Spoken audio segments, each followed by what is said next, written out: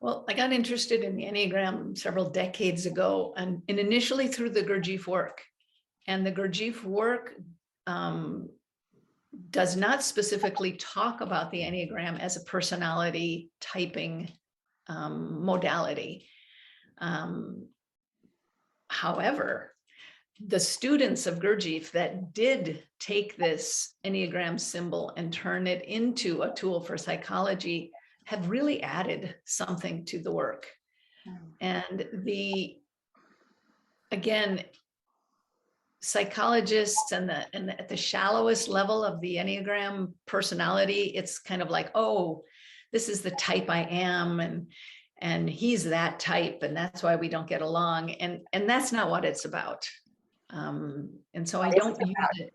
I don't use it that way. It's about at the very origin of this typing typology is that we come in with a certain temperament. We just come into the world with this temperament, and it is in part created at the time of our separation from source. Okay, so when we're born, we are ripped away from this beautiful held connection in our mother's womb, which is our connection to all life. And then suddenly we're ripped away from it. And of course, you know, we believe that it's more than just that physical separation, that we literally are souls that originated from a universal place, and then suddenly we're born into these bodies as squealing little humans that are helpless, and we don't understand anything, and it's scary and it's painful.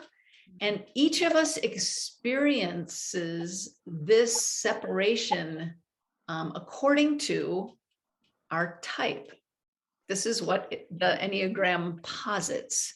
So I can feel, for example, a loss of vitality, or I can feel a loss of unity, or I can feel a loss of the deep mystery that I'm longing to get back to, or true objective knowledge, or whatever it is that I feel most hurt by, most wounded by. And as a result of that, I start developing ways of compensating for that, of trying to get it back. And that turns into a personality structure. Right. Okay. And so inherent in that is that when we do this work, we use the strengths of our type and our essence qualities to work through the issues around personality. So very similar to TA. And then what starts to emerge as we are also working to integrate our three centers is these very special heart qualities emerge that we call the virtues. And these are things like innocence and inclusion and equanimity and just humility, and just beautiful, beautiful spaces that all of us can have. In other words, not just by our type. We kind of come up through our type, and then all the others become available to us. So the way that we'll be working with it is, I like to be what I call aspirational. I think that people like to work towards something really positive instead of working on the negative. So I like to show us what's possible. What is our potential? What is real human potential?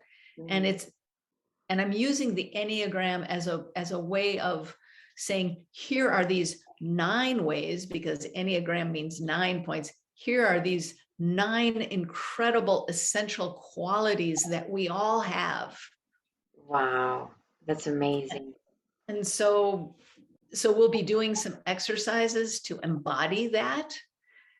Because again, it's not enough to just think about it or explain it or talk about it. Yeah, that's only one It's One only day. one center. And then sometimes our heart is opening and we sort of have this felt sense of it, but we don't know how to use it in the world. So that's where embodying then becomes important. And when we put all three centers together, then we really experience it.